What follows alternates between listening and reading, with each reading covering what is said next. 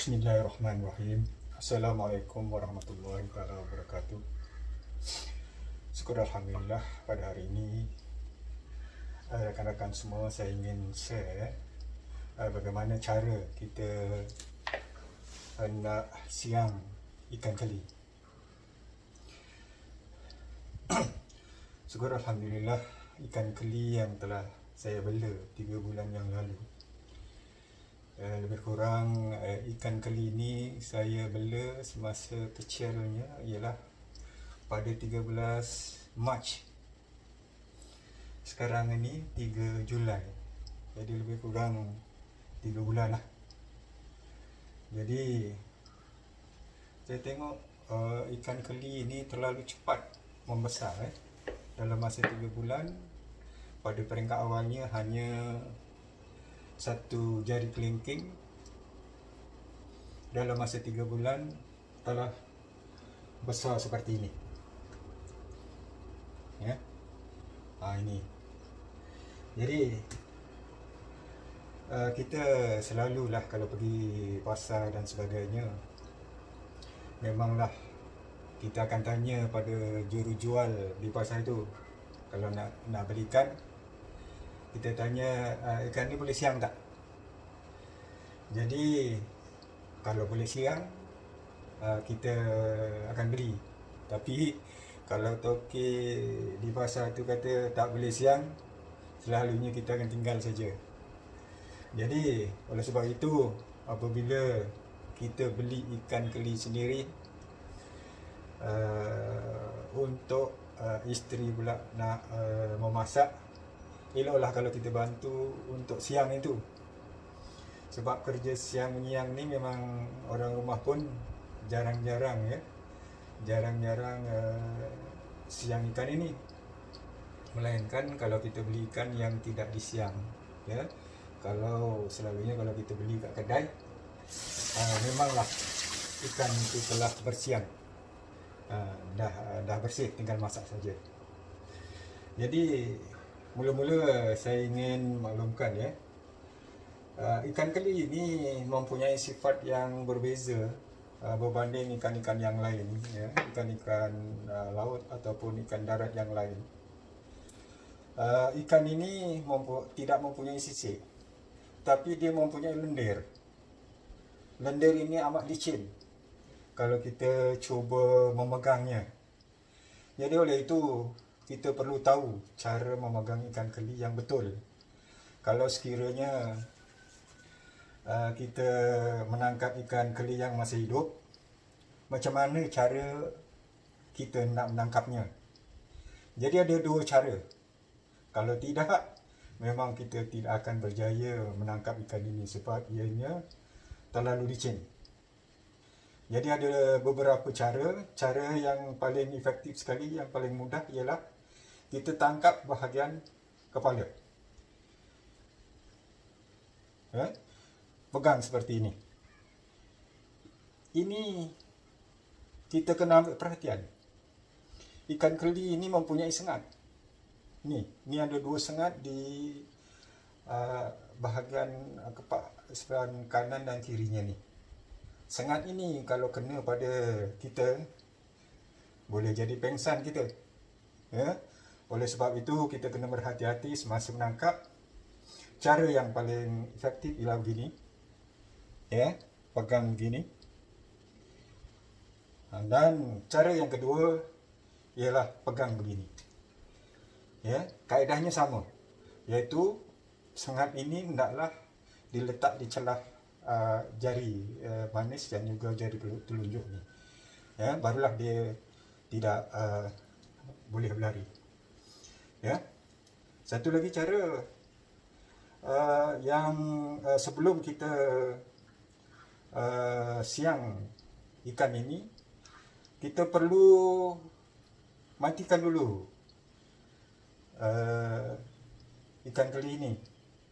Kalau ikan keli ini masih hidup, ada satu cara yang paling mudah untuk mematikan dia, supaya dia tidak meronta, iaitu di bahagian kepala ini keras, dan bahagian sini lembut. kita pegang ini, ya, kemudian patahkan bagian tengkuk sini. Ya, apabila patah tengkuk tu, dia sudah tidak akan bergerak lagi. Ya, sebab urat saraf yang menyambungkan ke belakang ini sudah patah. Jadi pada ketika itu bolehlah kita siang. Tapi bagi saya tak sampai hati nak mematahkan tengkuk ni. Ya, nak mematahkan tengkuk ni. Oleh sebab itu, saya masukkan dalam ikan-ikan ni, saya masukkan dalam Tupperware ni ataupun bekas aiskrim ni. Saya masukkan, boleh muat 5 ekor ni. Ya. Masuk dalam sini. Kemudian ikat, masuk dalam tea ice. Ya. Dalam masa 2 jam, ikan ini akan mati. Ya. Itu lebih aman dan lebih sampai hati lah, senang cerita, berbanding kita patahkan tengkuk tu. Ya. Jadi bila dah mati barulah kita siang. Sebelum kita siang, perlu diingat, lendir ni perlu dibuang. Ya, cara membuang lendir ni, ya, kita pegang ini, kemudian lurut. Ini cara yang agak mudah lah, yang simple. Ya. Lurut begitu. Ya. Dan dia sudah kurang licin. Apabila dah kurang licin, barulah kita boleh uruskan siangnya. Ya. Ada beberapa yang perlu kita buang semasa kenyang. Kita menggunakan 2 alat, ya. Satu gunakan gunting dan satu gunakan parang ni, parang bedek. Ya. Jadi semasa kenyang, pertama sekali kita buang dia punya sumut dia.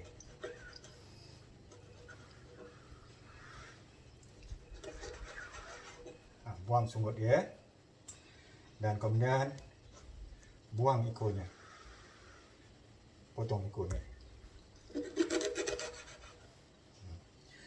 Dah potong seperti ini, kita ambil gunting, ya, kita gunting bahagian ni, kepak ni, ya, ni bahagian penyengat sengatnya, ya. Sengat ini kata, kalau orang Melayu kita panggil sengat lah, tapi kalau orang Jawa kata patil. Patil ni amat bisa kalau kena pada diri kita, ya, kalau kena menusuk kulit kita, ya. Jadi kita potong ni. Jadi bahagian-bahagian ini telah pun kita potong menggunakan gunting saja. Dan kemudian kita ambil parang semula. Ada 2 cara hendak membuang perut ikan ini. Yang pertama, kita potong melintang.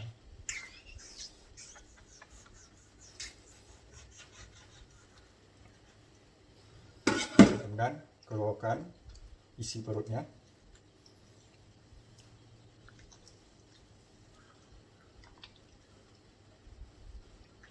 Keluarkan.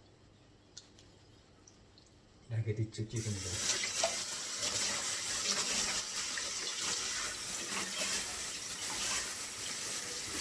Okey. Ini cara yang pertama.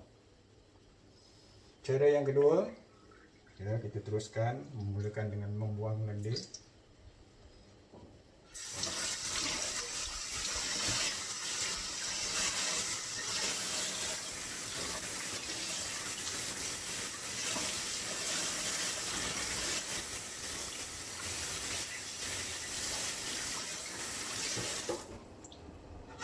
Buang semutnya. Semut, orang panggil semut, atau ada juga yang panggil misai, ya.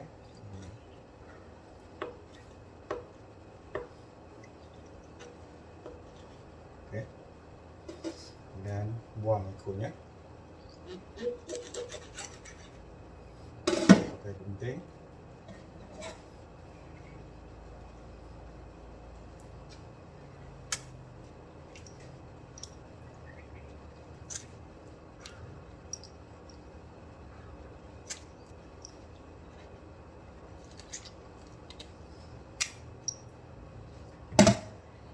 potong seperti ini.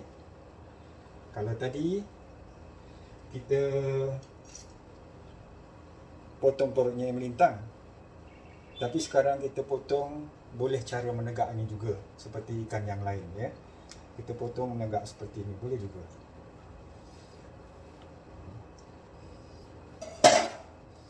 Jadi kita boleh keluarkan si perutnya ini ya. Kalau cara ini sebenarnya lebih lebih bersih lah berbanding tadi ya, sebab kita nampak semua perut ni.